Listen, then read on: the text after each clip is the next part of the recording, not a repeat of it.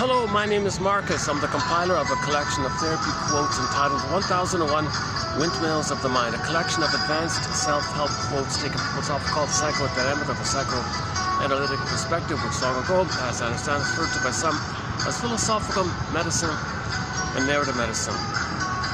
In most of the videos, I provide sort of a 1-hour overview of some of the core points. Today I'm going to do something different here. I'm just going to jump right into today's quote. So we'll be doing 3161 today. So let's just jump into it and see what it says here. Interpretation. Okay, the explication of current attitudes and behavior in terms of the past. So you want to see how the past manifests itself in the present.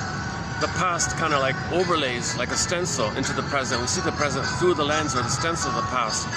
So we study this kind of thing. How does the past make us see the present in terms of that past? Why is the past so powerful? Why is the past so insistent on something that should have happened? Why can't it just let go? Like, why can't we just, okay, it happened, we didn't like it, and move on? Well, ultimately, yes. Ultimately, you want to say, I didn't like it, it happened, then you can move on. But before you get to that kind of point, you got to realize what happened. The traumatic script called attachment trauma, relational trauma, interpersonal trauma, developmental trauma, strain trauma, ambient trauma, weaning trauma, and now we're adding circumcision trauma by Ronald Goldman on YouTube there. So that means the child has unfinished pain. Unfinished business with the mother. Mother, you hurt me. You're supposed to love me. I'd rather have a loved outcome. So I'm going to wait for that. I'm in pain. I can't trust and move on. So I'm going to repeat, wait, repeat. I'll be loyal. I'll be fixed here. And yes, I'll cloak it. I'll camouflage it, and I'll chase through symbols of you. Not remembering that you hurt me, but I'm in pain. I got to reach for you. So a baby doesn't know time. He's in pain. Reach for mother. Not remembering that mother hurt him. All he knows is he's in pain. He's got to reach for mother. So repetition compulsion. He's in pain, reach for mother. Pain, okay, so that's a repetition compulsion. He wants to get out of the pain. The pain's driving him. The pain means he wants mother's safe attachment so he can go through the natural developmental process where he feels safe, to have his feeling self, his budding beauty, his ontological self, his sense of self, golden ball, the radiance, the blue jay, the capacities, the real self, okay, the feminine element, the feminine principle. We live to the extent that we feel and all that. He wants the developmental process for that. And if that's kind of failed, yes, the rest of them develops cognitively as a kind of compensation. Yesterday's topic, if he's wounded emotionally, he might overcompensate intellectually and even physically maybe. But we live to the extent that we have the feeling self. Wide range of feelings, needed feelings. Joy runs the console. Okay, I feel joy, there's an I there. Curiosity, interest with the I. If there's a loss, I admit a loss, there's an I that can admit that there's a loss because there's an I there to do so. Okay, gratitude and ability to make I statements, intimacy, and a whole long list of capacity, the real self. We live from this real self. But that part of us, that major part of us, the real self, gets frozen, stunted in his development. Okay, on this point, can I refer to yesterday's video about the freezing idea, the frozen woolly mammoth, the pin or the collar of the stool, and Emily Dickinson. And we discussed a lot of images about the frozen, stunted development, the stunt development, and the feeling self kind of thing. So interpretation, it's kind of like, can you be conscious of how this past unfinished business, unmoored, lost, didn't get your needs met, frozen, waiting, and how in the present your interpretation can narrativize, make you realize time, make you realize the past is being replayed in the past, in the present. So the present's a new edition of the past, famously known as a new edition of the past, replay of the past, reenactment of the past. So how does that work? How is it the baby's in the nursery, he's traumatized, how is he going through life repeating it? Doesn't make sense. Well, symbolically. It's called symbolic acting out or transference acting out. So he transfers the memory in the past, reach for mother's love, reject it. Reach for mother's love, reject it. And he just replays that. Benignly, he plays himself and casts people into the role of the refusing mother. See it that way, self-fulfilling prophecy, coax people to reject him, prod people to reject him, expect them, you misuse the situation, coax them to reject you. You're just replaying that you were rejected. It could be with people, it could be with food, or fixation, it's going to be like that. It's kind of considered benign, don't hurt others. The more disturbed way is the baby becomes the aggressor, called the Faustian deal, the Faustian pact, the Faustian bargain, called identification of the aggressor. And I got this talionic impulse now. So he's going to play the aggressive mother, And in the present, he'll find others to play him and do to them what the mother did to them, with the magical gesture that maybe mother will apologize and a time machine will appear and mother will say sorry, get his life. So all dysfunction, all repetition compulsion is the hope for a better past. Give thee all hope for a better childhood past. So that's a key pointer called Someday. In the 7 steps of the healing journey, based on the play called The Shattered Day, named after the days of the week. Someday, Monday, Doomsday, Wound Day, Thorn Day, Free Day, Shatter Day. I discussed it a fair bit, the labyrinth idea. And the first one is that someday one. So it's someday. This whole someday is the hope. It's the sugar idea. It's a sweet idea in the sense that you think you're going to get mother's love finally. All you're doing is triggering. You're using something or person even to trigger in your fantasy of the time when you were with the mother. That's the blissful feeling that you have, and you get the happy chemicals above the set points of too much stress. So again, in trauma, the set points in the brain of stress, fear, anger is too high. The hope is dopamine. Dopamine is chase. So you basically, dopamine is future oriented. So when you're chasing for a symbol of the mother, it's the hope. You got an identity, feel important, and you think you're going to get mother's love in the past. You're all excited with the motivation to get mother's love in the past. Remember the baby's in pain. He wants mother. So you search for the mother. You're all excited. That's the hope, because you're finally going to get mother. All the baby's life force is to find the mother, reach for the mother.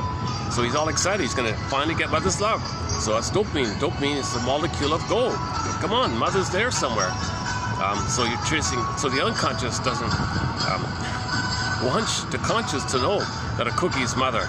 So the cortex is pulled into pride cover so you don't know it. So you're unconscious. Hey, cortex, make the person unaware. Because if he's aware, he can't face the pain. So we're protecting him. So lying to myself. So that's the final layer of the cake, called lying to myself, called rationalization, belief, etc.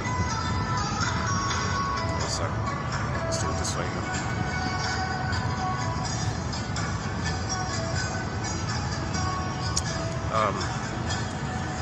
So in conclusion, dysfunction and repetition compulsion is all about trying to get mother's love in the past.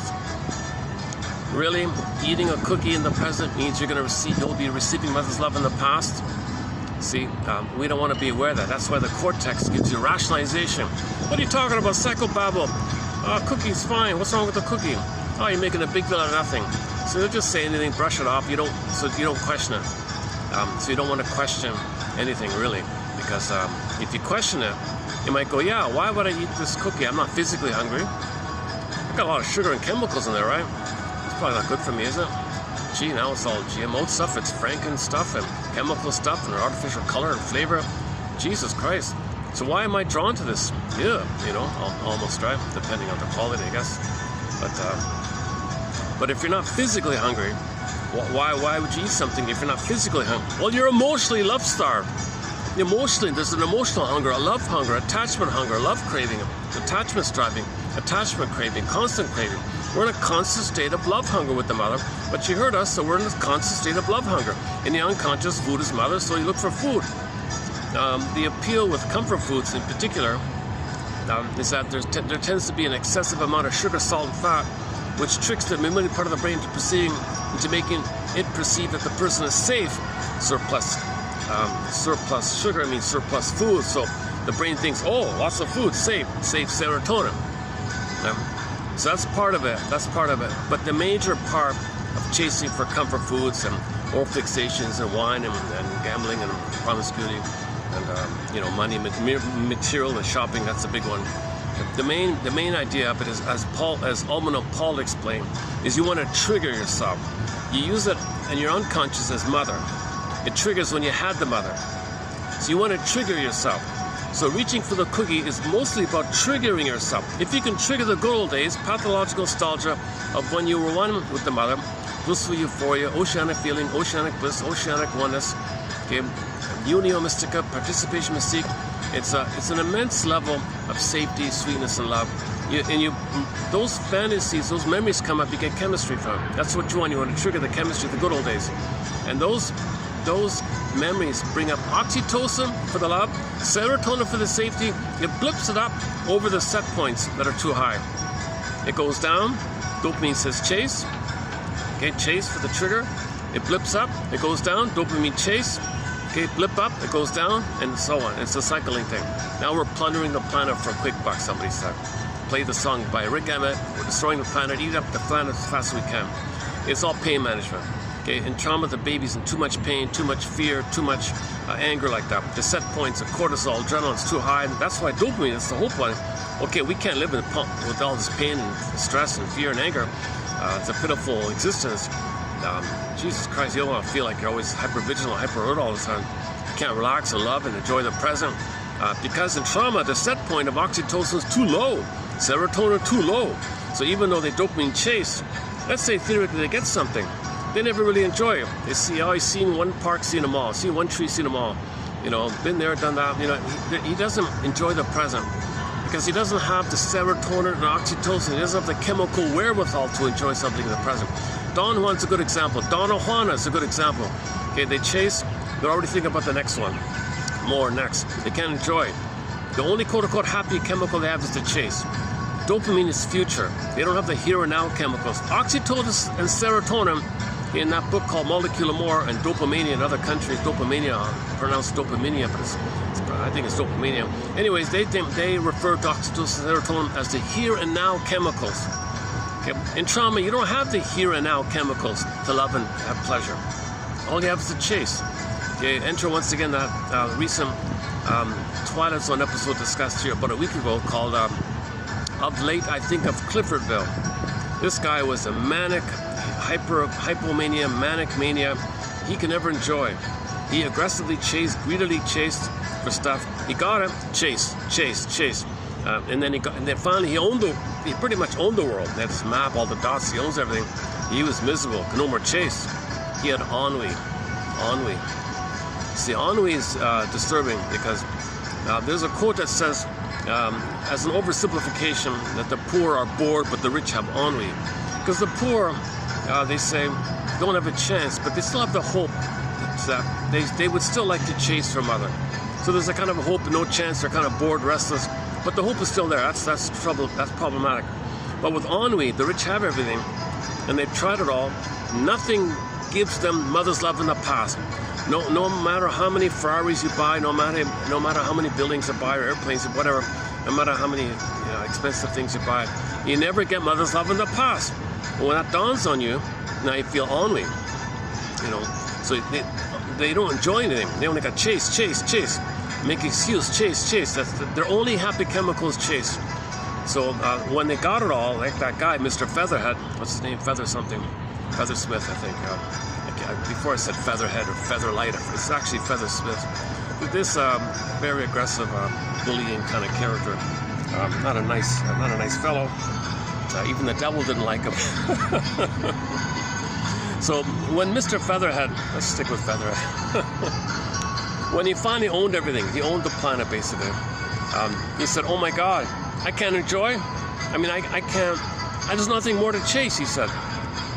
He begged the devil, "Oh my God, please, with my knowledge intact, please take me back to my youth.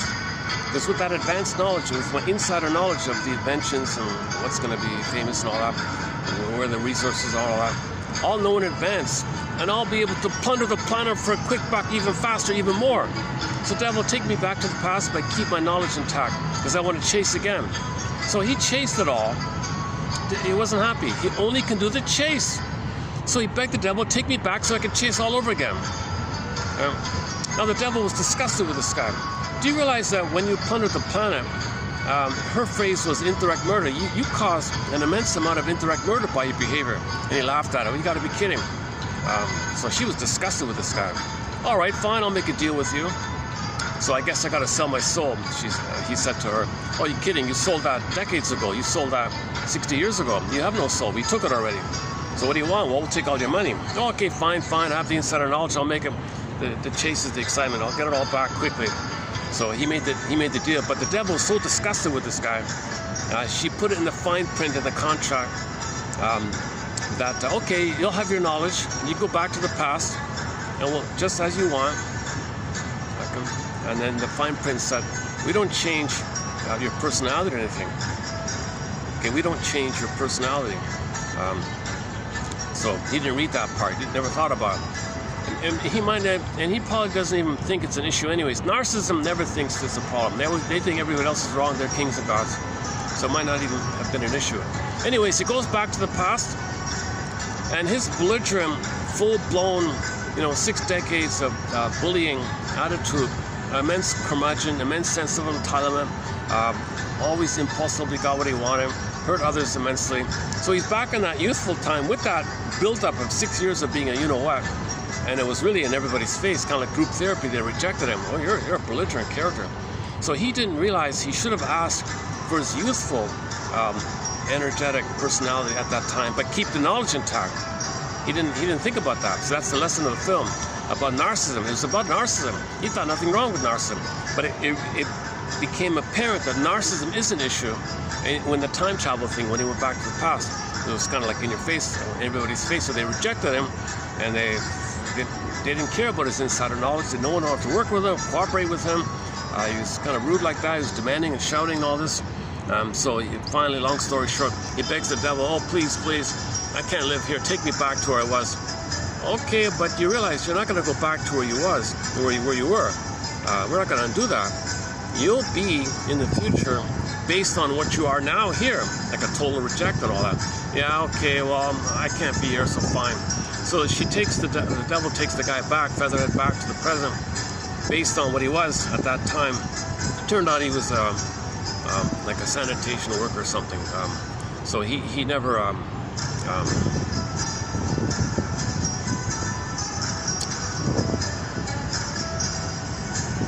So I think that the film wanted to highlight awareness of the issue of narcissism. Right?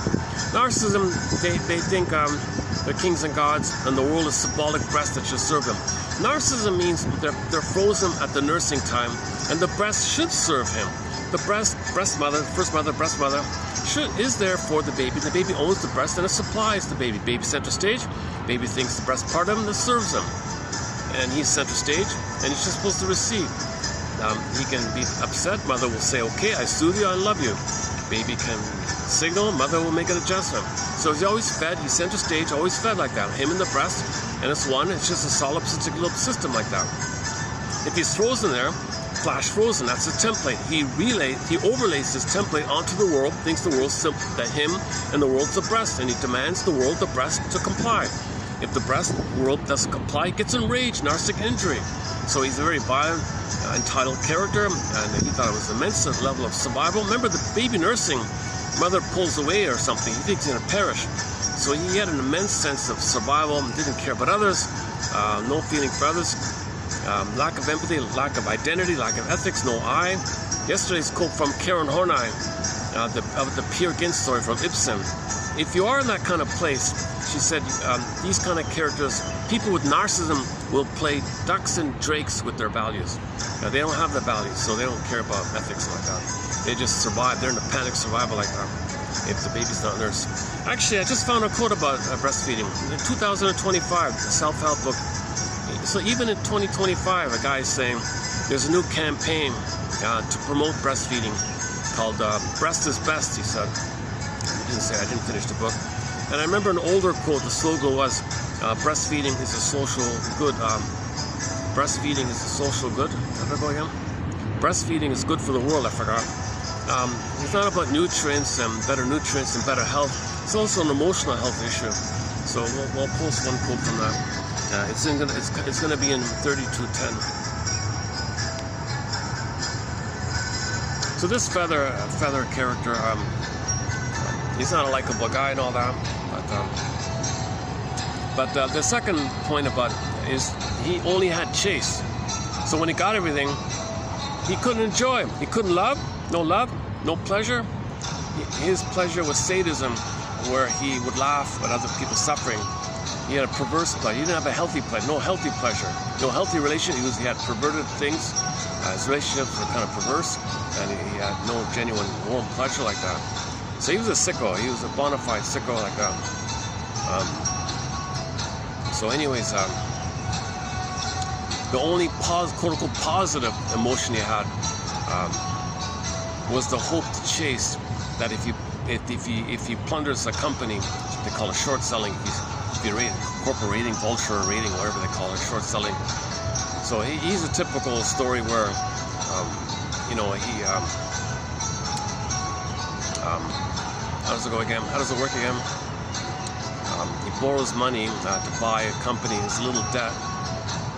Owns the debt paper. Now you owe, pay now. And give me time. No, I want it now. So he takes over the company and strips it,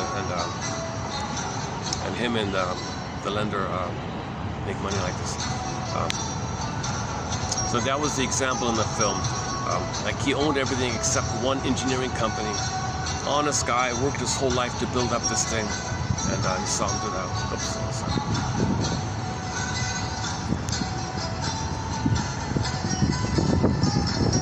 Okay, all right. Yesterday I was here, it got kind of busy. Today's a little better.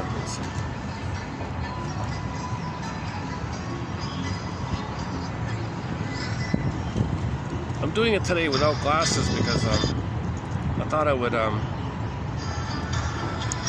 read the quotes. I'm nearsighted, so I prefer to. How are we doing here? Uh-oh, I lose it. Oh, here we are, back again. All right.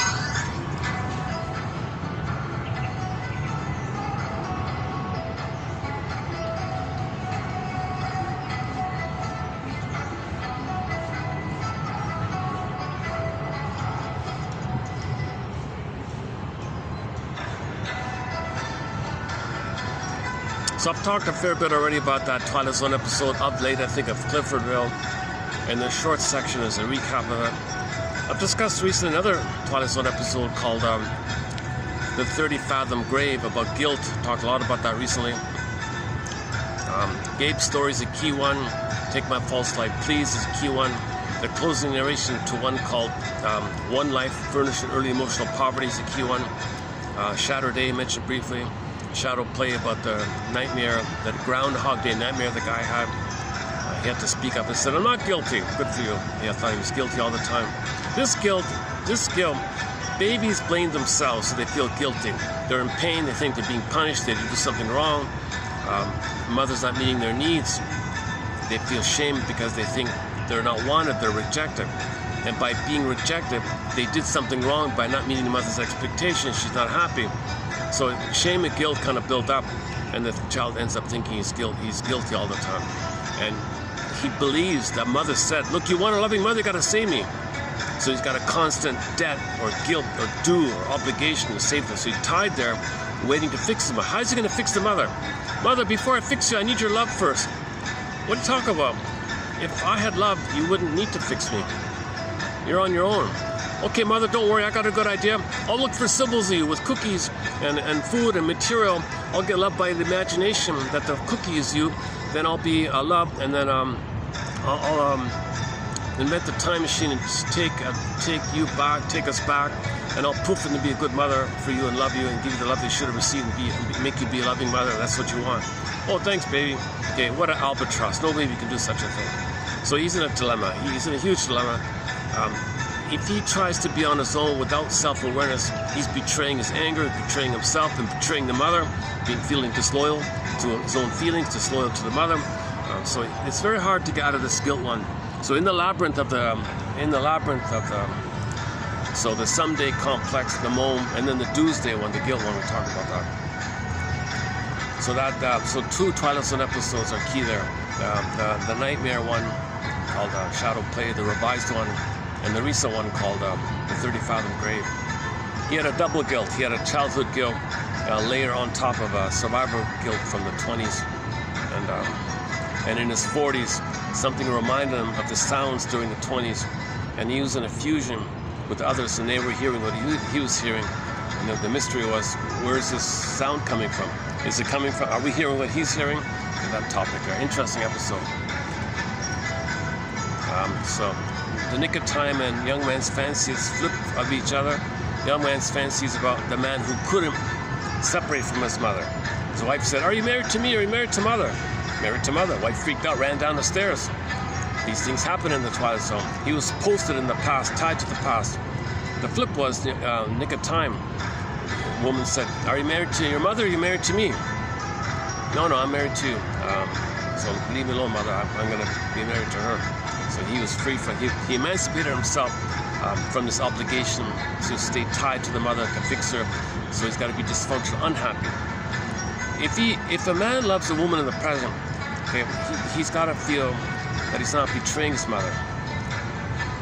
And the mother might say, no, you're betraying me. Okay, I won't betray your mother. So that's the sadness if a mother turns the baby to mother her. Mother say, I made you to find me, and my mother never loved me, so you love me. Whoa, that's a huge guilt. You can't break free. So quickly, once again, the baby's born with a budding beauty. Okay, it's frozen. He cries in distress, fear, shame, builds up to anger. Mother rejects it, rebounds in. Okay, so his own anger is a cry for love. The cry for love morphing into anger, but the anger bounces in. So self-hatred or anger towards himself equals the cry for love to mother, but it rebounded in. So turn to anger and turns in. A lot of pain. Berger calls it a major crime. He's going to repress it as a defense of this pain, to not be aware of the pain. The hope mode, the dopamine, is the sugar idea. So you sugarize the pain, labilize the pain, pleasurize the pain, and it's considered addictive. So all the oral fixations are considered addictive because you're dependent on these chase things to bury the pain, and you don't know the major crime. You're stuck there. So you gotta get to that kind of place. So in the labyrinth, once again, okay. So someday, big one, okay, moan day, doomsday. Before the wound day, you got to free association, dream interpretation, family systems theory, and teach Ruth's book, Why We Pick the Mates We Do, about the couple imprint. Resolving either or thinking, you get to both and thinking, a discerning idea, the reflecting idea, and a few more points. Before you get to the major wound, you need a carrying witness, and then there might be a release called reaction, catharsis, Firebird, Phoenix, emotionally, Disney film, the orbs rushed up. So now you're feeling alive. That's you face the wound, lift the thorn. Now you're free day. So wound day, thorn day, free day, free day. Now you're alive again, and there's gonna be, you got to get used to it. If you accept your aliveness, and then the false self that you had shatters away on Saturday. This is the last one there.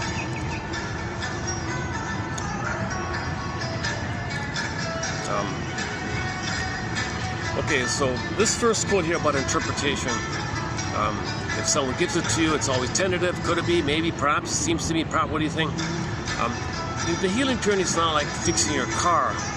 You know, the mechanic fixes your car. You know nothing about the manifold. You know nothing about the fuel pump. And then you pay the bill, drive off. It's not like that.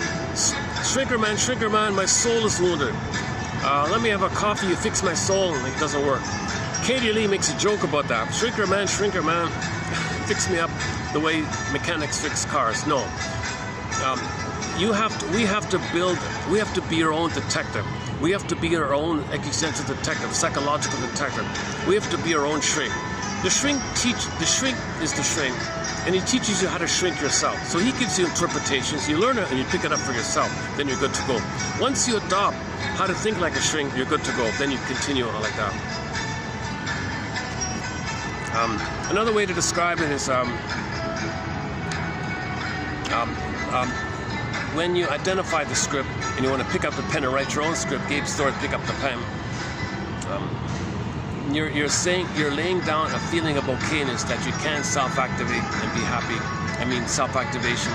You're going to resume development, experiment with what you like, trial and error. It's going to be okay to do so. You're not betraying your mother. You don't feel guilty. It's a natural thing to do. Because now you're admitting, had you been loved, you would have gone down that proper road not taken. Once you admitted it, and you don't need to save the mother anymore, you admitted the bittersweetness of all that effort. Isn't it bittersweet, like they say in the Twilight Zone? But so the key point here is you got to put your mother on the couch. You have to really understand her as a person with hopes and dreams and pan out like Bruce Springsteen said. See her as a person, wounded person. She was impaired, emotional dyslexia, emotional warping, maybe had MPD narcissism. Okay, so very traumatized. Maybe she's a victim of plunderism. Maybe she was, as a child, she was plundered. Her country was plundered. No nutrition, or she was suffering. She only thought about survival or something. She couldn't be in the present. She was always living in the past. So the mother's present was always her past. She was hoping for a better past. So she had a kid still in the past. So she wasn't emotionally available as a child. Can you really get to a kind of place where she tried her best, but she couldn't? Oh, is that a quote coming up today? Hang on. That might be in here. You know what? That quote is in here. a version of that forgiveness quote is in here. Let's do that quickly here. Let's see. Why did it shrink on me like this? How do I enlarge? Okay. It's a funny thing about this thing. Maybe I gotta reset it or something.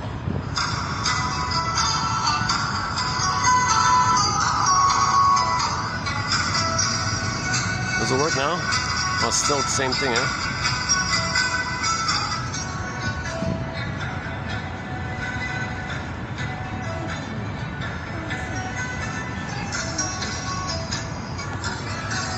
Maybe I'll just, it's in here. Let me read the whole thing first.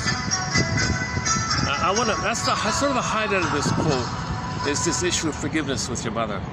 I think that's the main reason we have this quote here. My hope is that in every page there's like one really good, point to be helpful with.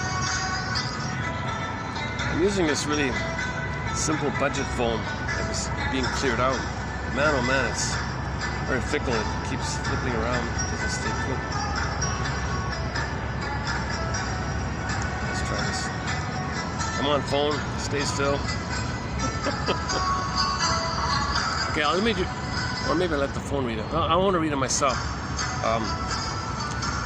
I have a backlog of quotes, so I'm discussing 3161 here, but I want to catch up. We're already in 3210, so I want to get up to 3210. So I'm 50 pages behind here. So I forgot this one. This is from 2 months ago. Interpretation, the explication of current attitudes and behavior in terms of the past, present links. Okay, we transfer the past to the present. That's just an approximate way of saying that in the present, the timeless part of it is no time, so all time is that time. So you can say like you're in the present, your consciousness knows the present, but your unconscious has no time. It's still the past. It's always the past with the unconscious. So, and one way to say it as well, okay, since you recognize consciousness as the present, we unconsciously use the present to replay the past, because there's no time in that brain. So you replay it hoping for a better past. Sometimes you have a hope that a cookie gives you mother's love, or you're the mother and you reject others the way your mother rejected you, and then flip-flop, the one you reject, you displace your anger to mother onto one you just shame. Okay, all Italianic stuff, so displacement is going to be there, the identification to the aggressor is going to be there, and so on. This showing up the mother is an underappreciated point. When people do to others what the mother did to them, it's considered Italianic because mother did that to me, I'm going to do it to my mother. You play my mother. Plus, it's a feeling of, I'm angry at my mother. Maybe if he expresses anger at the mother, maybe mother will apologize. Maybe he's showing up to mother, telling the world his mother to him. So he's in this kind of anger mode like this.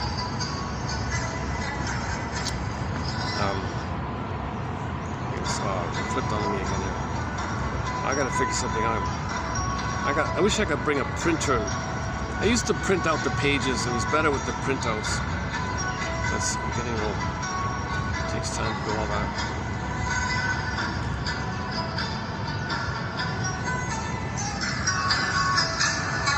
Why doesn't this, oh Jesus Christ, hold on. How do we get this thing to stay still?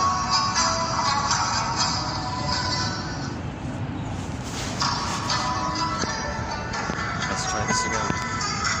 Interpretation is the explication of current behavior, thoughts, attitudes in terms of the past. Paul Hollinger makes a big deal about understanding yourself in 3 areas: feelings, thoughts, and language. See, he says, look at those 3 as a simplification. Okay, the analyst moves toward developing a cooperative relationship with the client by a careful inquiry into his feelings, thoughts, and attitudes. And Hollinger would add your language ability. Okay, this inquiry serves to stimulate the curiosity of the client so that he becomes an active participant in his own trip. So we have to be an active participant in our own treatment. And we have to be a fisher person. So the shrink teaches us how to fish, and then we gotta fish. So it's not like, oh, look at that.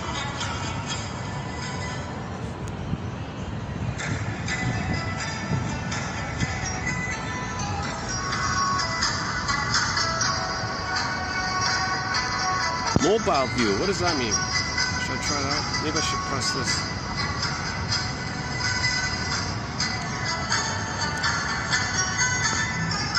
Okay, it's really like a little, it's micro, it's so small. Where is it? Okay, this inquiry serves to stimulate the curiosity of the client so he becomes an active participant in his own treatment. The specific context within which feelings, attitudes, fantasies, and dreams arise are investigated in great detail so that the unique aspects of the person become apparent. Treatment proceeds with the prevailing respect, okay, for the client in an effort to keep his esteem as high as possible. The client, so that's what he means. Could it be, seems to me, tentative, what do you think? Perhaps, I wonder. So the interpretations are always offered tentatively, so that keeps his esteem like that. You're not telling him what he feels. I wonder if you're feeling this. I noticed this. Could it be you're feeling that? You know? I noticed you changed the topic. That's respectful. I noticed you changed the topic. You're not blaming. You point out your observation. I noticed you just changed the topic. You changed the topic. Yeah, I did. That's because I was feeling. Okay, then he brings the content. So defense before content. So the content was he's feeling uncomfortable. The way to deal with it, the way to soothe himself, the way to assuage himself, the way to repress his feelings, deny his feelings. Oh, just focus your attention on something else. Change the topic. Oh, I noticed you changed the topic. Yeah, I did that, didn't I? Then the content comes up. Defense before content. A client who does not offer information freely or easily. Okay, so some clients kind of like withhold, right? So, okay, let's say he's withholding. He doesn't want to speak, let's say. Okay, or passive-aggressive, maybe. Well, it's more useful to recognize that such a defense operation may have arisen from the child's need to protect his privacy and to point out the continuing desire for privacy on the part of the client. This enables the client to begin to see that what at one point was necessary for protection of his self-esteem and became automatic is now a matter of choice for him. If you tell a client, oh, you're withholding, well, he thinks you think less of him, and he thinks less of himself. If you tell him he's being very private, oh, okay, he can face the reasons for his being private without any loss of self-esteem. I want to get more quotes of this nature like that, because the feedback is often considered like criticism, and it shuts down, it clamps up. Well, as a child, you clamped up because you're criticized. You notice this is coming up now. You're feeling like if I say this, it's a reflection that it triggers the past, and in the past you clamped up. You want a privacy, so you withhold, don't want to speak. And this is coming up here. This is coming up, so you bring this to the person's consciousness. Right?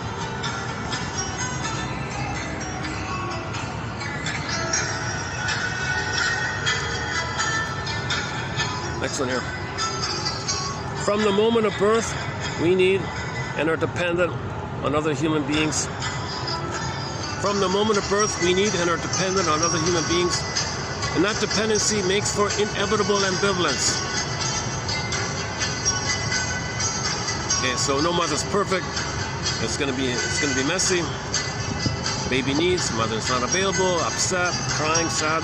Sometimes she's there, sometimes she's not. Ambivalence, love and hate at the same time. We need the other's recognition and care, but the helplessness bound up with that need incites fear and anger. The key developmental task is to tolerate the tension of ambivalence and accept the paradoxical nature of passionate life. Okay, so the baby copes with confusion of the mother with psychic splitting, either or. Part mother representation as God, he's a goddess, and he's special with her. Part representation of mother's a monster, and he's devalued, and he keeps it separate. That's a temporary device called psychic splitting, called either or thinking. Okay, he can't handle the confusion and ambivalence. Mother's loving him. Sometimes she's doing it right. Sometimes she's doing it wrong. He can tolerate the two sides of the coin. He can't. Baby cannot do ambivalence. Baby can't do shades of gray, middle ground. Baby can't do both and. It's click, either or, heaven or hell. Baby's got to organize it. He's got no mind to understand that the mother's loving him, and click, she's hurting him. From his point of view, he needs paradise. Not their click, it's hell. So in the healing journey, you got to upgrade either or to both and, he says here. Our need for deep contact and connection with another also competes with the need to keep intact an inviolate core self. And thus the dialectical tension between I-ness and we-ness, separateness and oneness, plays beneath the surface of every significant relationship throughout our lives. Okay, so this is a delicate balance of, if the baby didn't get the we-ness, the fusion, but he wants to be autonomous, his I, okay, and he didn't get the oneness, and he may be drawn to it, but no, that's regression. That's what New Age thinking's for, religion's for. You regress to the oneness, or we're all one like that kind of thing. So that's the fusion. When couples fall in love, they develop that we, right? The two is one. Two hearts, one body, two hearts, two hearts, one. The two is one kind of idea. So it might begin like that in romantic relationship called limerence, puppy love, and spellbound, infatuation, infantile love.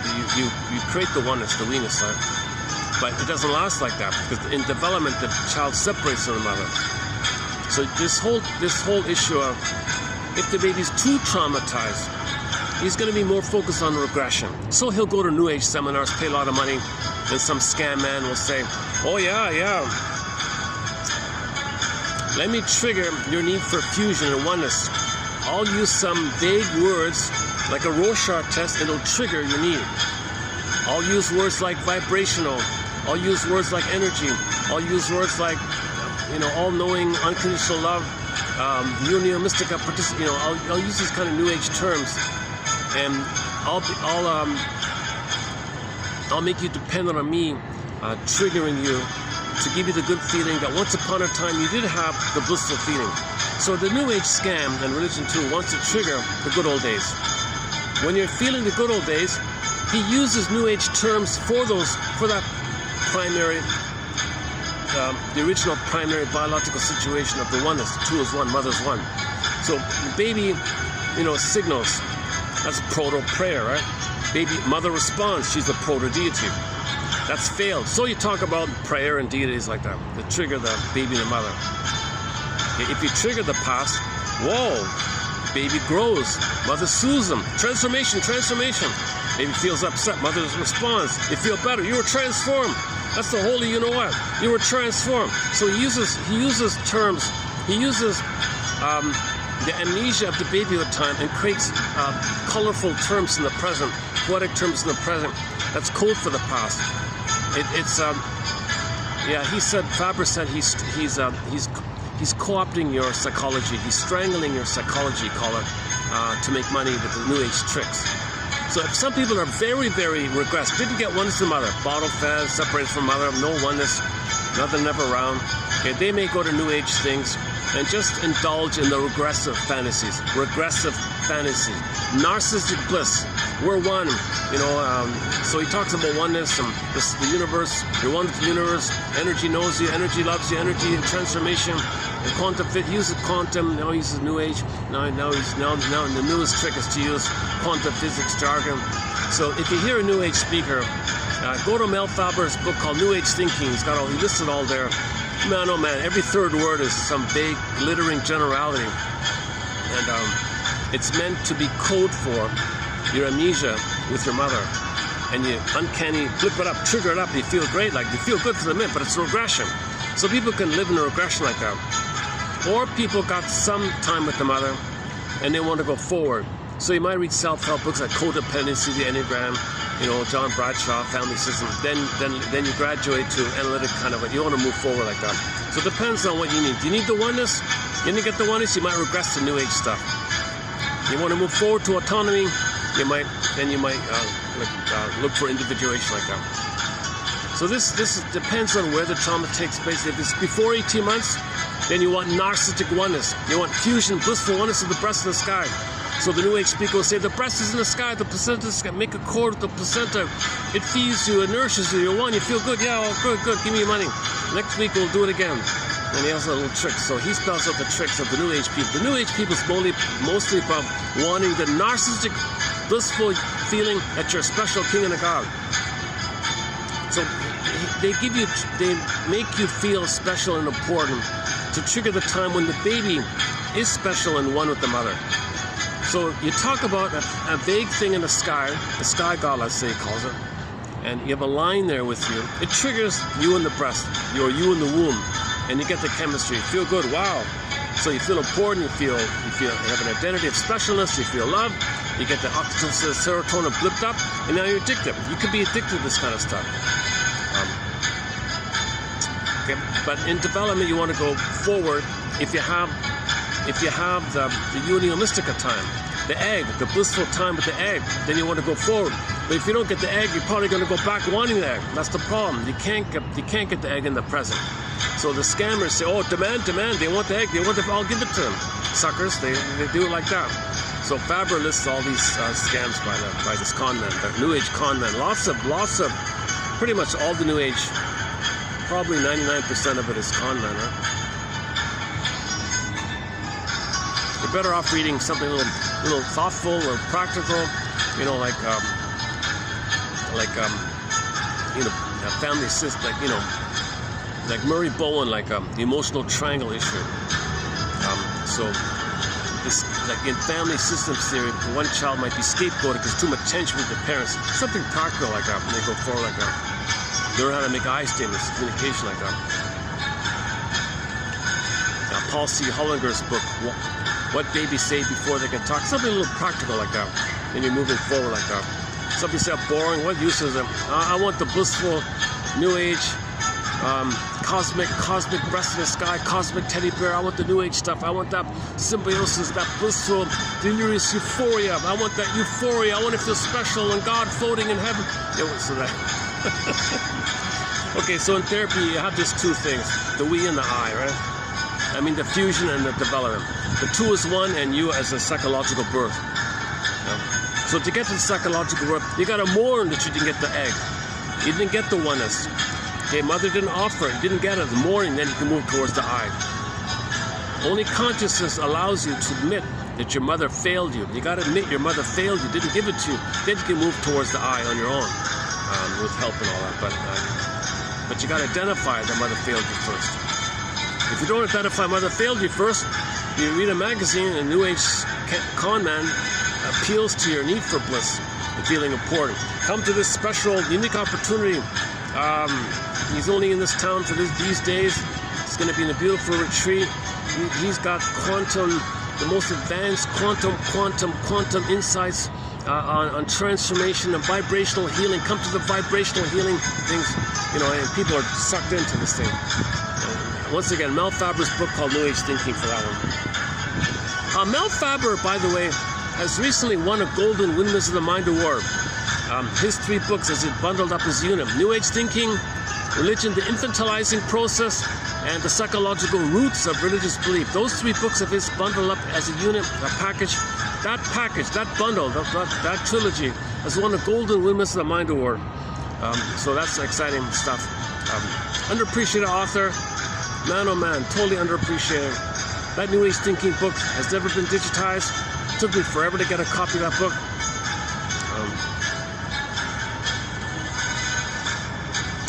Not many people do what he did. John A. Sanford that helps a lot. When I say John A. Sanford, I mean the guy who wrote Invisible Partners, the Jungian guy, right? His story is interesting, right? His father was a minister guy, and at the end of life, the father said, son, this is a scam. My father had this scam, and I did this scam. I've saved some psychoanalysis on the corner here. I'm going to hand it off to you. There's something more here. I feel wrong. I feel bad. I feel guilty scamming people. Read psychoanalysis, please. So John A. Sanford, the son, decided to put the religious stories on the couch, unpack it. So John A. Sanford, and then Mel Faber, a little bit by Von Franz and Marion Woodman and Robert Bly, and a little bit like a few others.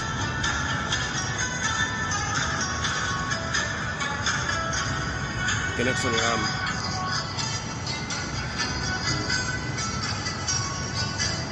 So the I and the we one, okay.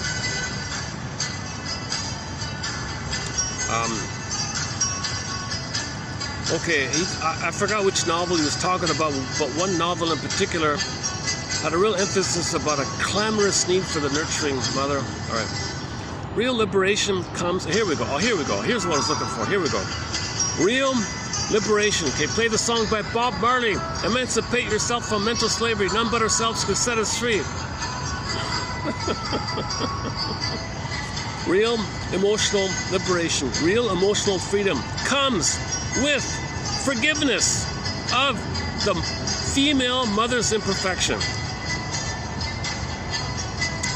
Okay, so emotional freedom comes with understanding your mother's imperfection. If the child can come to feel that the mother, quote, never did betray the heart that loved her, then the stage is set for trust. So think about, think about that. Did the mother really betray the child? We always say that mother failed the baby, she betrayed the baby. Did she really? She wasn't even there. There was no mother. The mother had no identity to do so. So she didn't do it because she had no I, she had no identity, she had no beingness, no ontological self, no feeling self. She never had enough love herself to have the I. She never knew who she was. Okay, play the song by Roger Hodgson. Now please tell me who I am. The song's about the kid, the protagonist in the song says, you know, when I was young, I felt kind of alive in the present, birds in the trees singing happily. Then they sent me away to teach me how to be a respectable, presentable vegetable. I know it sounds absurd, but could somebody please tell me who I am? So his I-ness was frozen. So the mother didn't betray you because there was no authentic mother there. It was absent. The person had no mother. That's why in fairy tales there's no mother. Okay, if the good mother dies at birth, and poof, at birth, the same woman the mother is seen as the wicked queen. From the baby's perception, the good mother dies at birth. If there's no prenatal trauma, if there's birth trauma, then the good mother dies at birth, and the mother is seen as the wicked queen. Because the baby colors his impression of the mother by his rage. So he's enraged, mother's enraged. He wants to take him, mother wants to take him. Baby sees her as a monster, basically. A dangerous, scary, unreasonable monster. So there was no mother. So the mother didn't betray it because she never had a chance to come into existence, and mostly from an emotional point of view. So that's the key one here. I thought that was a touching one. Let's see, where is it go? Okay, real liberation comes with forgiveness of the mother's imperfection. If the child, or if the person, can come to feel that the mother, quote, never did betray the heart that loved her. She never really did. Had she had a beingness, she wouldn't have betrayed. But she didn't have it, so she never had a chance to betray. She wouldn't if she had him, so she never betrayed, because there was no mother. You gotta admit there was no mother. That's why, once again, the fairy tale, the good mother dies at birth. The woman, the mother, physical mother's there, but she's viewed as a wicked queen. So the mother never, so you were never betrayed. Your mother never really betrayed you, put it that way. Your mother never really betrayed you. She was in too much pain dealing with having, in the same thing with her mother, upline like that, all intergenerational trauma. That's a key point, I think. I don't, hopefully I got across here.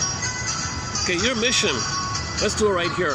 Submit it for your approval and consideration. Should you choose to accept it, your mission is to read these quotes here, below here, 3161. In particular, the second one.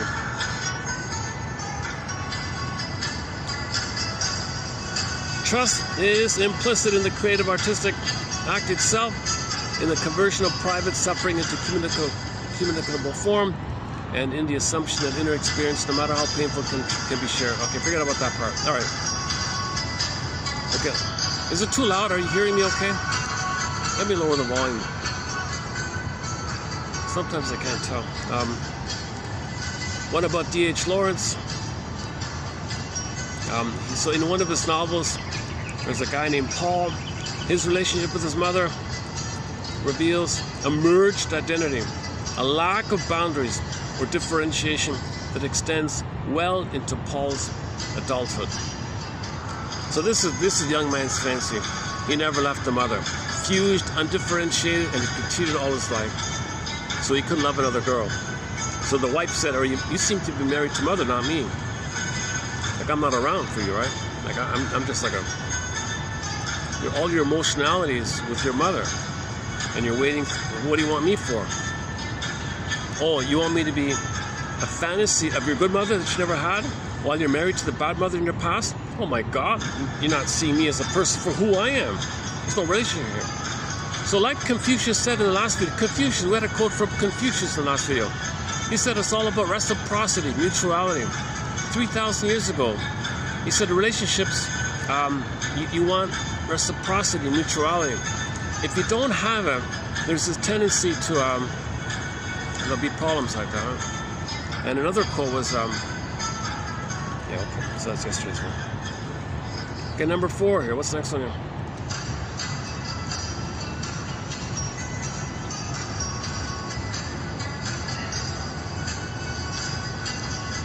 Okay, let's forget number 4. This is number 5. In the film Love Always, 1985, one character quits the job that had defined his life for several years and videotapes himself clearing out his office. Quote, "Looking at the videotape, he was convinced long before it was over that he had never been there at all, in spite of all the things he saw himself lugging away." Interesting. I forgot. I don't know if you even saw this film. So imagine that. A guy's at the office for 20 years. On the last day, he's packing everything. He decides to film himself packing everything. He packs everything, videotapes it. So he finished, bye-bye, goes home, plays the tape. He watches the tape of him packing up his stuff, putting in the box, saying goodbye to people, walking out. He says, "Oh my God, I was never there those 20 years."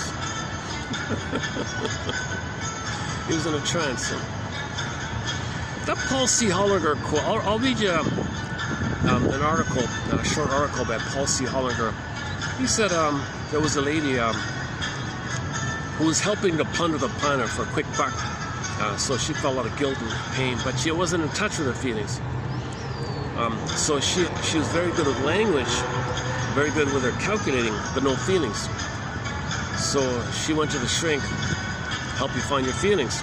Then she felt the shame and the guilt of what she's doing, and she said, "I want to get out of here. I want to break free." Well, what do you want to do then? I want to be a Peter Pan girl or something. I want to fly. Let me be a pilot. I just don't want to do this. So since she found her feelings, she ended up becoming a pilot for an airline or something. So at least she's not hurting others. She just wants to escape from the pain by flying all the time, just moving around, kind of running away from the mother in a mind, maybe. She's flying in manic mode because she thinks behind her, her grief is following her. Route 66. The last one, let's see, Melanie Klein. Okay, the last one's a bit of a jargon, but I'll leave it for your reference, the last one. It's got a bit of jargon here. "Forgive psychology for its jargon," says Robert Bly. "Please just forgive it." Okay, so she's got the two positions, the either or one at the beginning, and later on it's the both and. She calls the either or one the paranoid schizoid, and the healthier one the both and, the depressive. A little confusing, so it's a little bit described here. Let's dig up that Psychology Today one. I mentioned Paul C. Hollinger yesterday, and out of curiosity this morning, I just typed in his name, and he occasionally posts short little articles on Psychology Today. So I thought I'd just quickly read a short one of his from his most recent one. Again, an excellent book, What Babies Say Before They Can Talk. His second book is all about a very simple message. Dear people, understand 3 things: feelings, thoughts, and language. Work on those 3, okay? Divide it like that. That's his little way of doing it. So I'll read you the example of what I'm talking about. Like the woman who's plundering the planet. She could think and had good language, but no feeling. And that's the problem. So she wanted the feeling. And the other guy was kind of the opposite. He had feeling and language, but no thinking. So he changed his career from the deficient side to the thinking side. So let's read that one also. You're still around, eh? Where are we here? Psychology Today. Yes, sir. Search.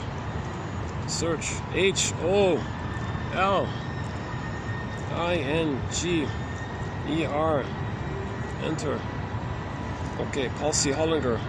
Okay, here's the man himself. Smiling guy here. Okay, excellent book of his.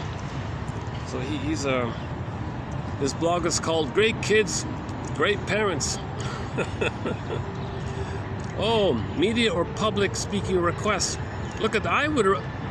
Man, oh man, he doesn't get any airplay. No one interviews. Unbelievable.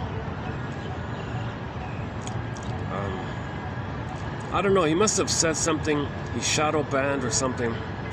A lot of people who have a kind of a feeling, kind of a approach, are kind of shadow banned. Yeah, these are his 2 books, yeah. Okay, that one there, that's the main one.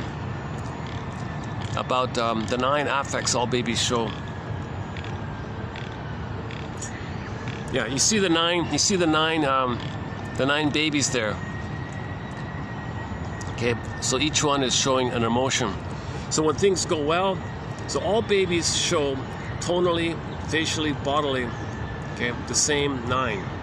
He goes with the 9. So if everything's okay, children show curiosity, interest, like that, okay, and then delight and pleasure, joy, like that, those 2. If there's a problem in there, mother says don't touch that or something, okay, he'll feel tension and distress and might be crying and all that stuff. Now the stress response, so fear and anger, of course, and the 4th one is shame.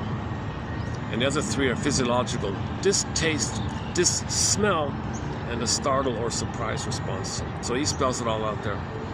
And I talked a lot about that book already. Okay, here's his most recent blog entry. It's a short one called "Embracing Second Chances: How Feelings, Thinking, and Words Shape Change." So he wants you to think in terms of those 3: feelings, okay, or affects, okay, cognition, your thinking, and your language, your vocabulary.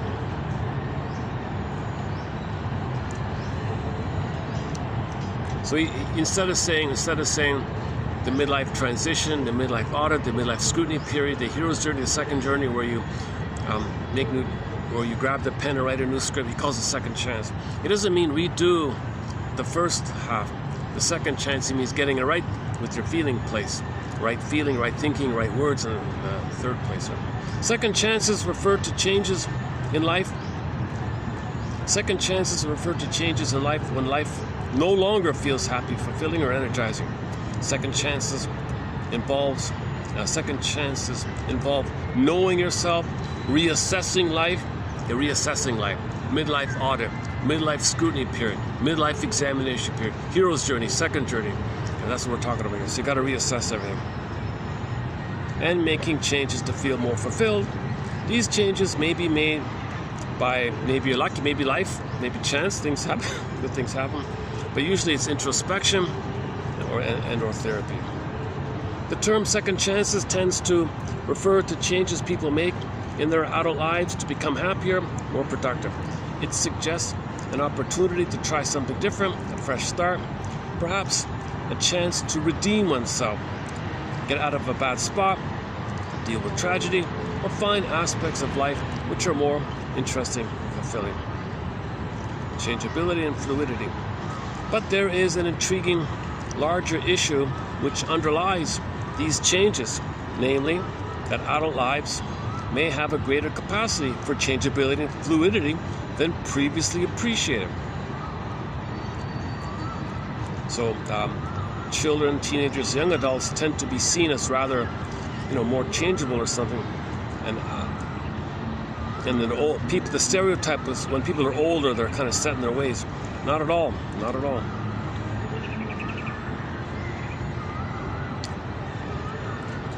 Okay.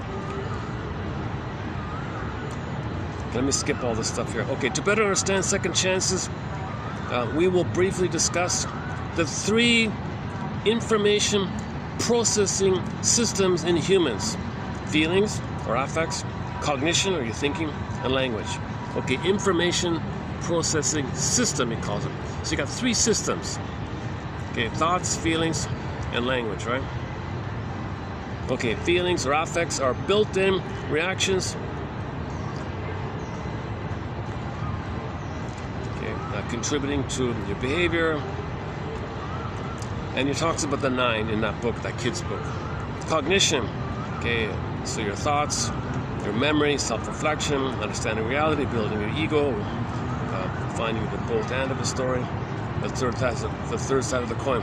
And language. And language involves putting words to your perceptions, ideas, feelings, leading to enhanced communication with yourself and others. Everybody knows this, right? Couples, a marriage will be successful on how well they communicate, how well they solve and process their issues, instead of mind reading and punishing and fighting, and get it to a mutual place and communicate with the person-to-person sharing. If it's one up, one down, it's quote-unquote sadomasochistic. The sadist doesn't care, but the masochist will get tired and leave. And then, so it's painful. Singers and clingers. Human beings use these systems to gain information for adaptation and survival. Okay, these 3 systems interact and impact each other. Interestingly, these systems have liabilities as well as assets. That's why I call them messy systems. 2 sides to it. Information can be misunderstood, disorganized, unconscious or conscious, even introspection. Other people in therapy are not guarantees that you'll get the second chance. Okay, so this is an example. So Becky, here's an example. Okay, Becky, 35 years old. She was good with math, okay? And she can calculate the short-selling, high-speed trading tricks with the computers to plunder the planet. Okay? So she could plunder the planet, rip off the planet, create poverty, steal, create debt, squeeze the tooth, squeeze people die. She's good at the math. How many people in that country? Well, let's just say they all owe, and then they got to borrow, but they can't pay it back. It'll compound, I'll squeeze them, and we squeeze the tooth. So she was good doing this kind of thing. Okay, so play the song Call It Fill in the Blank by Bruce Cockburn. Maybe she was a quote-unquote economic hit woman. I don't know. Mr. Perkins one. So her life was based on the so-called vampire squid thing. So you got the real so just as a person has a real self, and your inner critic is siphoning you, blaming you, taking away from you. Okay, vampire squid of the mind. So this is the extracting idea. It's attacking you. It's your mother wanting you to serve her. It's attacking yourself, blaming you. So you have like a real you, and something's criticizing you. So just as there's a real self and a monster of the id that's gobbling you, but it's just an image that you wanted to gobble, but you put it on the mother, put it in, it's gobbling you. It's confused like it. So on the outer reflects it. You got a real economy and the vampire squid system. So you got the real Main Street, then you got the quote-unquote Wall Street that just siphons and lives off other people like that. So she was in the quote-unquote so-called financial monetary system, which is about using shell game, chick, and then everybody owes, and then you print and give it to yourself. and everyone else suffers, and you make yourself richer, and the poor get poor, rich get rich. So she was very good at getting richer and richer at the expense of others with the shell game thing. So she was a good example of that kind of thing. However, she increasingly found herself feeling unhappy, and had some fantasy about maybe being a pilot or something. But when she thought about being a pilot, she became angry, distressed, frightened, criticized herself. What the hell? Well, she began therapy and rather quickly began to understand her difficulties in the areas of feelings and language. Oh, feelings and language. Oh, feelings and language. Oh, she was just good in thinking and math. Okay. First, she became able to put her current feelings into words, and the anger and shame she had experienced for years became more understandable to her. So she buried her guilt and pain. Mothers, some mothers, this other quote I'm going to read in a minute.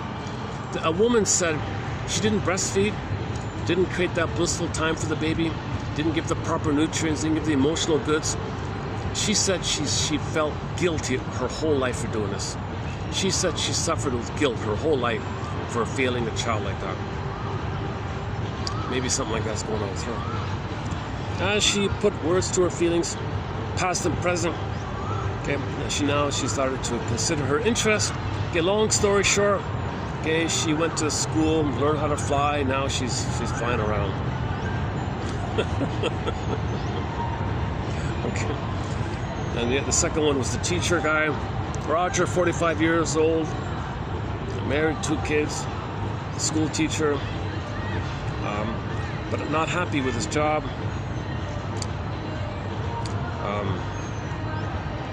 Although he had some issues with feelings and language, his major issue was the thinking. He said he wanted to be some kind of like speaker of some kind, like a presenter of some kind or something, instead of being in the school with the screaming kids or something. I don't know. So likewise, he went to school to develop his thinking and speaking, and he quit his job, and now he went to broadcasting school, and now he's gonna work for a television studio so he's on his way to becoming, maybe one day he'll be a presenter on TV or something like that. He moved into the television and news training he needed and got his first job. Okay, he's on his way. So he was an unhappy teacher because he never thought about anything. Like he just, because he was told deeply to be a good boy, do your job, don't complain, don't think. So you're stuck in that mode. Oh, wait a minute. I want to think.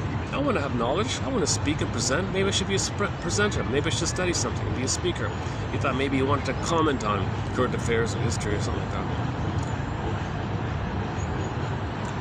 A second one's maybe not a good example. I think the pilot example is better. So, what about resistance to the second chance? Why do we often tend to resist, self-activation, second chances? The major factors seem to include the 3 most powerful negative affects: fear and anger and shame. Fear of the unknown, fear of failure, fear of change, losing something stable, shame and anger about making a mistake, starting over. Becky, the first one, had to understand her feelings of fear, of change, of interest and excitement, and put those feelings into words. Roger needed especially to tackle how to learn to use introspection and reflect on his shortcomings and attributes. How does one overcome the understandable resistances to trying second chances? Okay, and all the usual kind of comments here. Okay, next paragraph. Similarly, Donald Winnicott focused on the connection between interest, play, and creativity. He noted that only in playing can the person be creative and use his whole personality. So the whole personality is at play in the creativity kind of thing. And it is only in being creative that the individual discovers his true self. Perhaps Marie He always quote, every time I read something from him, he always includes this quote, Marie Curie. This is his mantra for life or something. Perhaps Marie Curie's words provide an appropriate wrap-up to resistances to second chances. Quote, nothing in life is to be feared. It is only to be understood. Now is the time to understand more so that we may fear less. Understand more so that we can fear less. It's a good quote, I agree. Yes. And then the follow-up to that was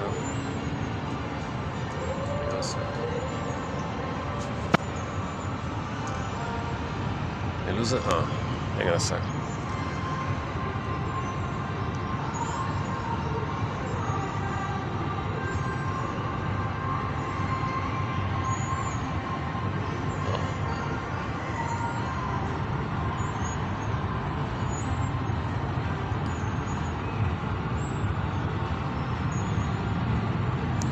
Oh, I had to trim it out. I closed up yesterday's video with Carole King's original. She was the original singer. She was the original writer and singer of the song Up on the Roof. I usually played the one by the Nylons, and I found the original. I played it. Oh, totally had to trim it out. The video got blocked, had to trim out, so it got trimmed out. So if you go to the yesterday's video, you'll notice a sudden cut at the end.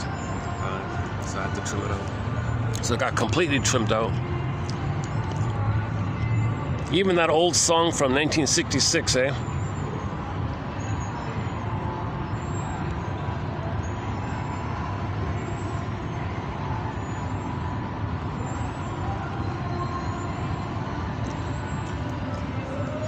Okay, this is just a little follow-up. Introspection is essential for improving ourselves and understanding others.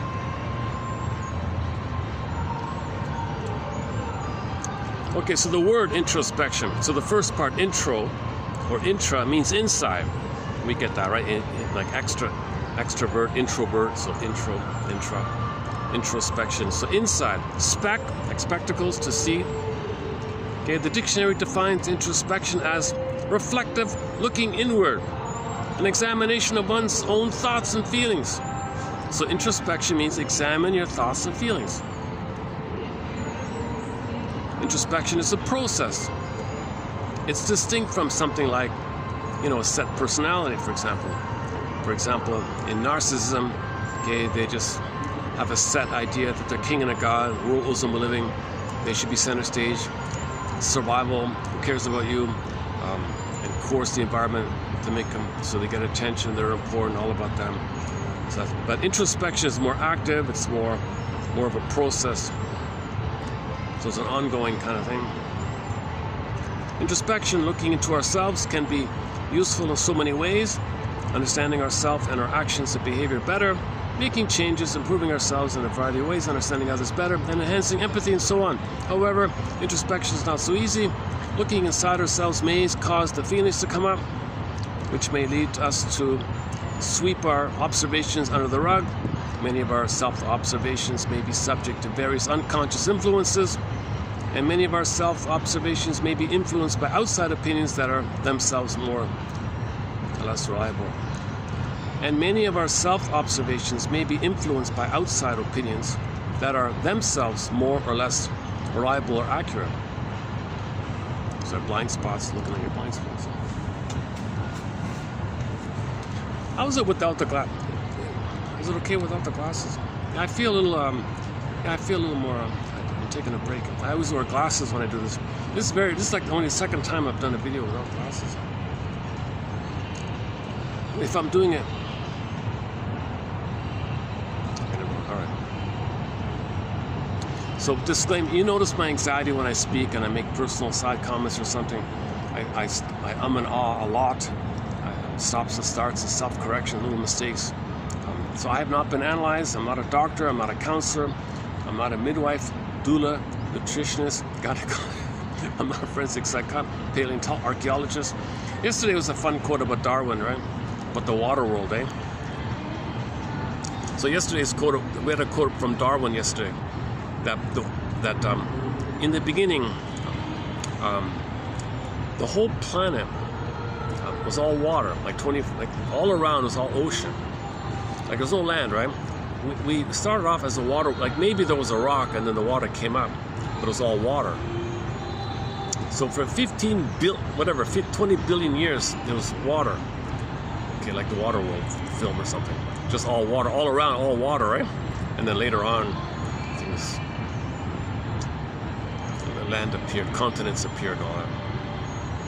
So the first life was water, was a fish, something fish-like. So we all came, so Darwin said, we all evolved from some fish-like thing. So we all came from the water. Then he had some quotes about, you know, the commonality and all that. Yeah, check out yesterday's one about the Darwin quote, or go to the short sections called Humanity's Second Narcissistic Injury. First Copernicus, then Darwin, then Freud, then Burglar.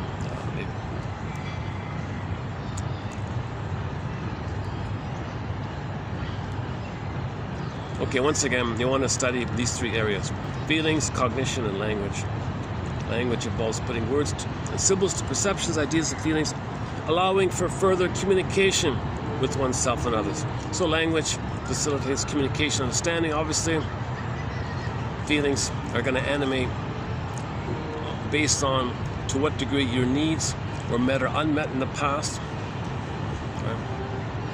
So feelings tell you about your needs being met or unmet from the past or present, but usually it's the past, right? So when the child's needs are met, it feels pleasant. Needs unmet, feels distress, fear, anger, and shame.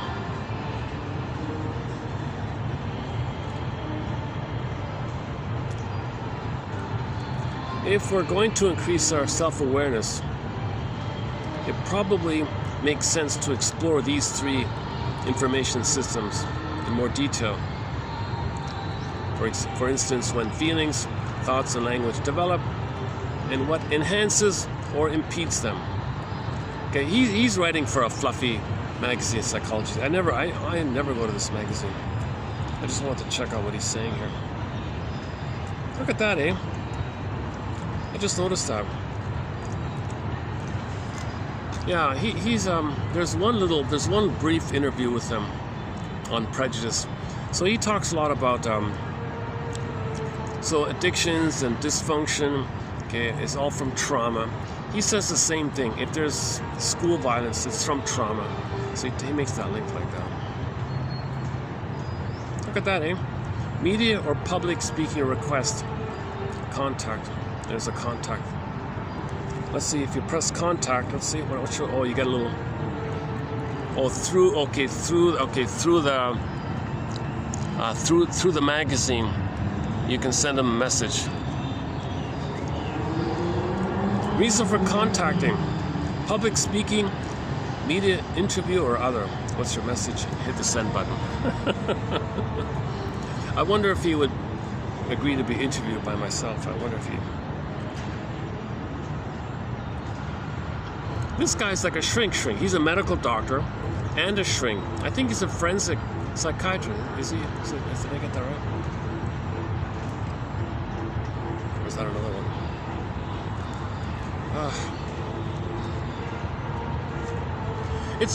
Check out Carole King's version of Up on the Roof. It's really nice. I like it a lot. It's great. Yeah. Why don't we take a musical break here? Let's take a little musical break, see how we're doing after the break here.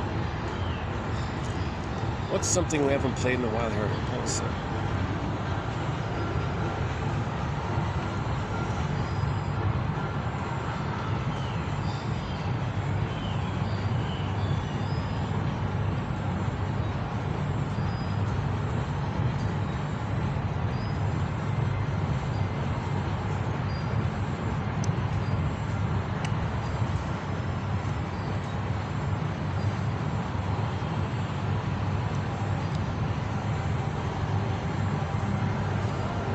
I mentioned the song Shrinker Man. Why don't we play Shrinker Man?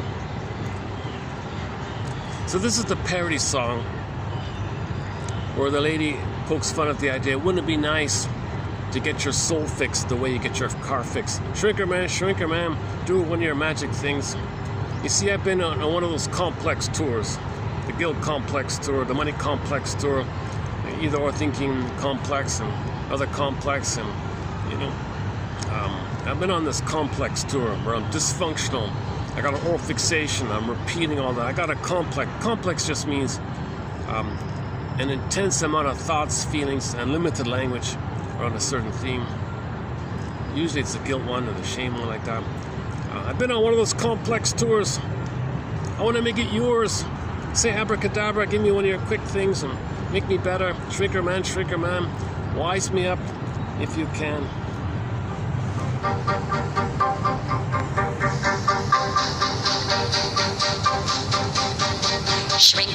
Shrinker man, put me straight if you can. Free me of my tics and twitches, disconnect my latent switches, shrinker man.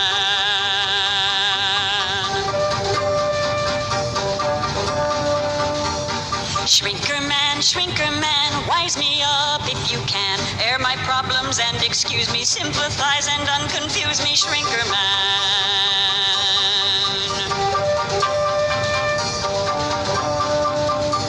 I've been on one of those complex tours. I want you to make my problems yours. Now give me one of them cut-rate cures, shrinker man. Shrinker man, set me right if you can. Align me, tune me, normalize me, clean me up and simonize me, shrinker man. Shrinker man. Shrinker man. We've got 5 of her fun songs on the therapy process. She's got 2 albums of songs. One is called Songs of Couch and Consultation. Most of the songs are on there. She's got a follow-up, it didn't do too well, called Life is a Bed of, instead of roses, life is a bed of neuroses. Neuroses. Roses. Life is a bed of neurosis. Repressed hostility blues. So this is about a guy, it's about a bully who had no one to bully. He had the repressed hostility blues. I got no one to bully. I got sad. He feels sad because he has no one to externalize his guilt and shame and anger to someone else. And then, so he wants others to play his unloved self and shame them because he's shaming himself, because he plays them others shaming himself. He represses himself. He's got to see it externalize and shame them to make him unaware that he's shaming himself, because he plays them others who shamed him. He plays the mother who shames himself. Too painful. As a defense against the pain of him shaming himself, he's got a scapegoat. Find someone on the outside to shame, to make him unaware that he's shaming himself. He couldn't find someone to bully, so he feeling anxiety of his inner pain and sadness. So he's got the blues. I got no one to shame. Funny song, right? The other one is Properly Loved. I've never been properly loved. That's the issue. If I were properly loved, oh, that'd be a big difference. I was never properly loved.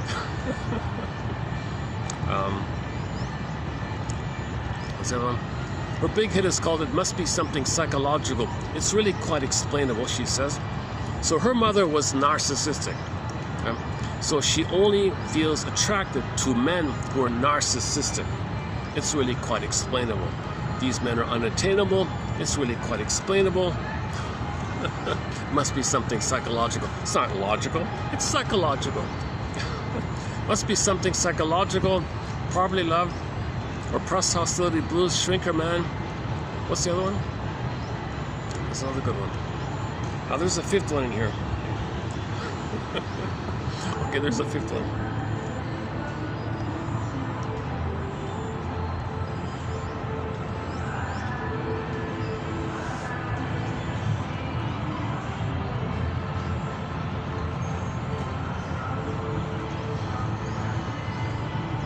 Oh, the 10. Should we do that one there? Well, I promised I'd read that one about the breastfeeding one, right? Mothers who breastfeed So here's a guy, here's a young fellow who's trying to promote breastfeeding, right? The breast is best, he says. A campaign, a breastfeeding promotion campaign entitled Breast is Best. So he says, dear ladies, it's okay to breastfeed. You'll lose weight quicker. Did you know that? Like that extra weight you get, if you breastfeed, you lose that weight. Women who don't breastfeed, they tend to be more obese. Don't you want to lose weight? Well, breastfeed. So he's trying to persuade women to breastfeed. Mothers who breastfeed lose pregnancy, weight gain faster, and appear to be at a lower risk for later on developing breast and ovarian cancer. That's the theory. I've heard this from another guy. A lot of women with breast cancer, if you survey them, a lot of them didn't breastfeed. Here they get breast cancer. I don't know, or they didn't feed according to the baby's agenda. They fed according to their agenda.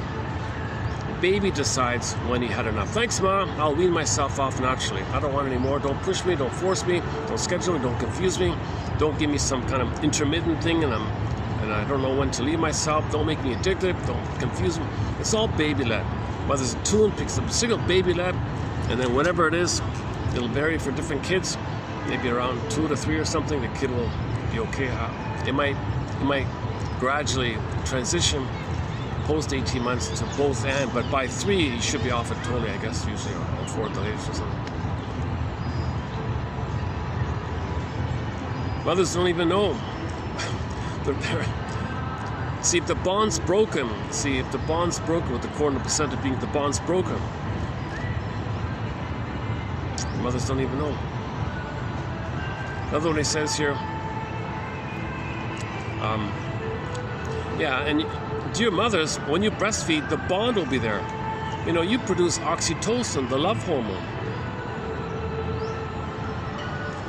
The production of oxytocin increases during the breastfeeding, and levels of this hormone remain high when mothers breastfeed exclusively.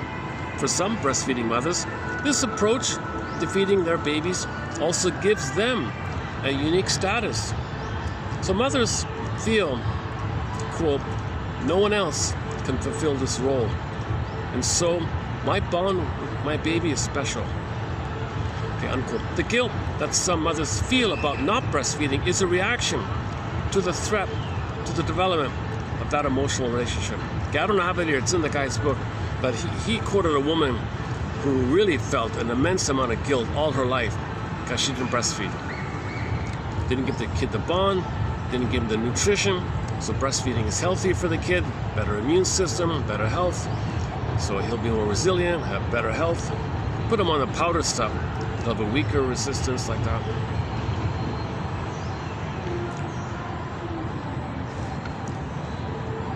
Okay, the next one here. Yeah, about the one about Hitchcock here. When a love relationship is not loving, it's usually sadomasochistic. Yeah, let's not do that one. So apparently Hitchcock was a bully, intimidated the people.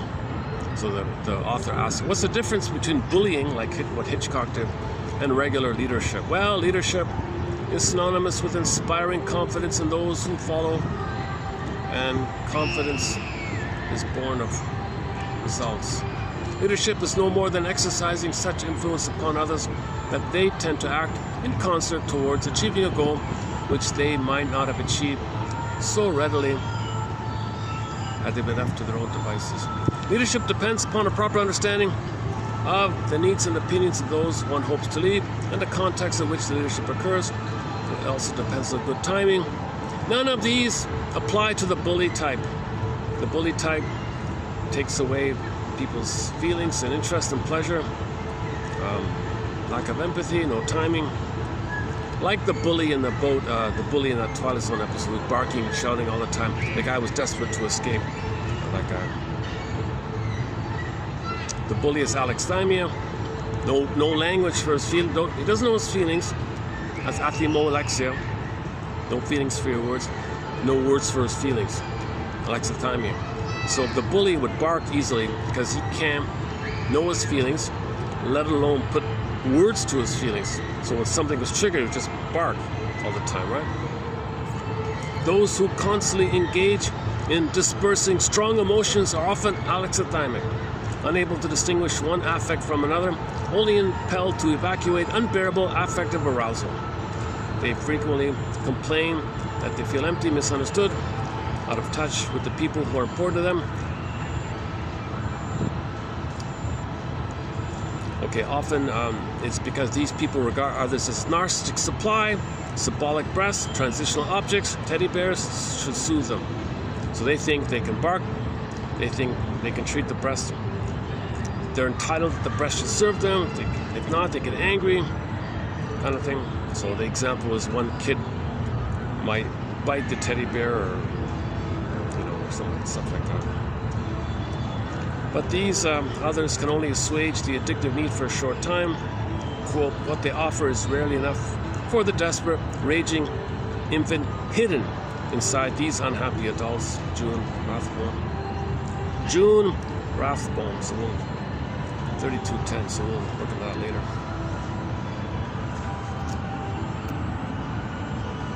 How's the time here? Well, look at that. It's only an hour and a half. I'm a little on the tired side today, so I'm going to keep this. That's why I didn't do an introduction here. So instead of dragging this out, I might make this a shorter video. How's the battery? Let's see. Oh. 65%, 401. Yeah, I've got an hour and a half here, right? That's too bad. Okay, here's something we can do. Let's just do a little bit of this.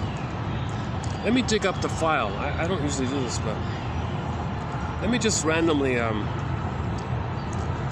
This is I've got the first 3 years of 1,000 Wounds of the Mind. So if you so the collection.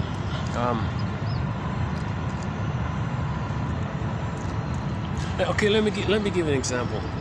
This is the first half of the collection. This one here. Let's say you type in a word. Let's type in guilt. I was trying this right. So let's say I type in the word guilt, right? So this is 1001 Wounds of the Mind, the first 2 years. Let's say you type in the word guilt. You'll get all these quotes on guilt, right? So this is the in-depth, and these are excellent quotes. So this is a major thread, a very challenging topic on guilt, like what's guilt and all that. And this is the kind of resource 1001 Windmills of the Mind is. So these are all the quotes on our chapter on guilt, highlighted here. And this represents half, actually, what you're seeing here. And so imagine all this times 2. And there it is there, yeah. And that's the case with most of the topics. So let's try another one. So let's say projection. Let's try projection. Projection.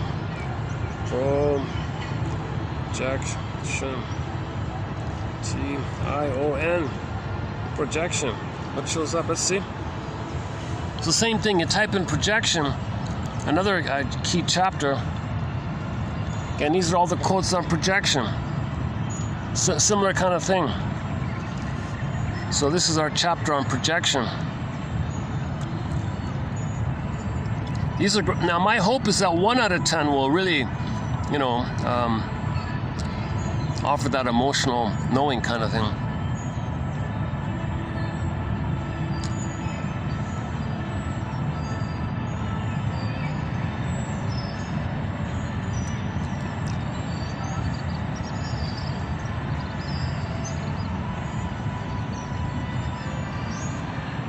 Oh, look at that, eh? Oh, there's more on projection than guilt. Look at that, eh? Look at that. Huge topic, projection. Look at that. So that times 2, basically. So projection is the means of bringing repressed material to consciousness. We don't know what's buried. We see it outwardly. That's the way to know it's within. So we've got hundreds of quotes on it.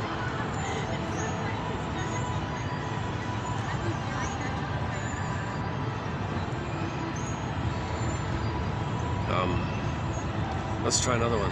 Oh, we did religion already. Let's try another one. What's another topic? Oh. What about Robert Bly? Let's see. Let's try Robert Bly. What's in here? Robert Bly. He's a major contributor to our collection. Robert Bly. So these are the quotes by Robert Bly. Probably not as much, but look at that, eh? You look at that, eh? A lot of quotes by Robert Bly, eh?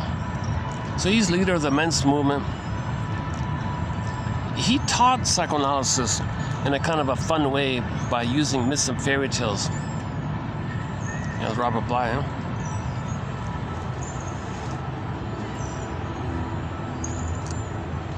So he talks about the bag. You put it in, you want to get it.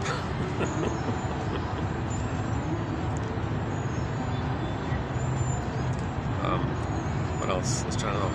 What else can we search? Let's see. Let's just pick a random word. Let's see. Tree. I don't know. Let's just try tree. What is it? What shows up when you type in tree? Tree? Oh, Overstreet. Oh, the guy's name is Overstreet.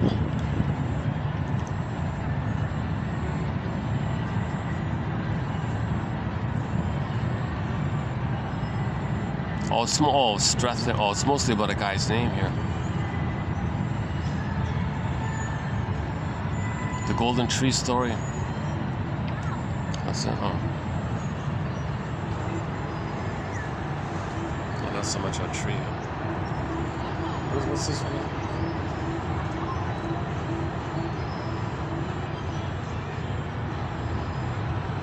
Oh, okay.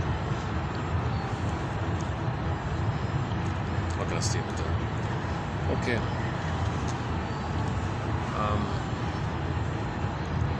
Son of a gun. Son of a gun. It's a rare treat to have it kind of quietish here. I'm surprised today. Yesterday was the opposite. It was just flooded with people all over the place. Today it's kind of quiet.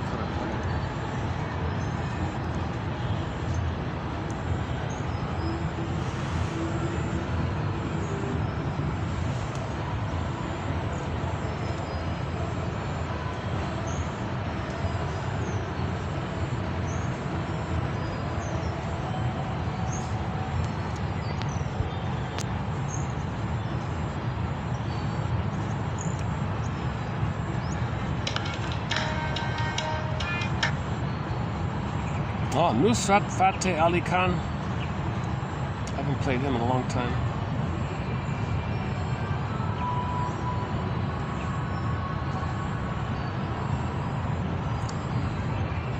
Alton Gun.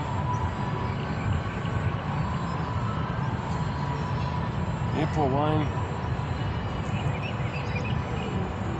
Calypso. What about Calypso?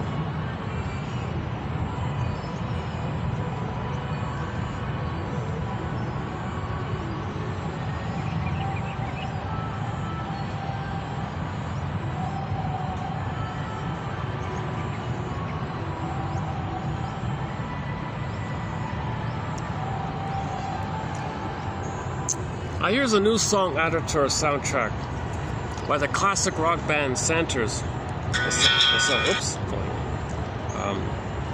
From their best of compilation CD. They have a bonus track on there called Life in My Hands. So when this song ends, I'll hit the stop button. So once again, your mission submitted for your approval and consideration, should you choose to accept it, as they say in the show, is to read the second quote below here about how can you feel that really your mother didn't betray you. She didn't really betray you. She didn't exist. How could you betray if there was no mother there? What you had was a traumatized child in an adult body, confused. But where's the mother? Had she been loved, and had you had a loving mother, she wouldn't have betrayed you. No loving mother betrays the children. Doesn't make sense. Contradiction doesn't work. So your mother never betrayed you. That's a key point, I think. That's a key one. So that we can have our life back on our hands. Grab the pen. Toilet, I like that one in the toilet zone. You can grab the pen. Gabe, he grabbed the pen. Life in my own hands. You see, if you don't do the preliminary work and you try to skip all that, bypass all that, New Age thinking, that's called bypassing. It doesn't work. It's negative therapy reaction, NTR. It doesn't work. It backfires. Only honesty. Only honesty. Yesterday from Cicero, something about it's built in that we're true, that we have an insatiable need for the truth to heal. It's built in like that. New Age people, I don't want the truth. I want to bury, deny. Give me deny. Give me fantasies so I can deny. I want to repress. So it's a drug-like thing to imagine you're one with the mother. Okay, using New Age things. New Age things means you're one with the mother. New Age stuff means you're one with the mother. Oh, isn't that nice? So that's the infantilizing process. New Age is also infantilizing, put it that way. So give the all hope for a better past. And then now you lay down the okay feeling that you can self-factor. Now your life is in your hands. I'll see you in the next video. For the love, up there to medicine, may the psychoanalytic force be with you.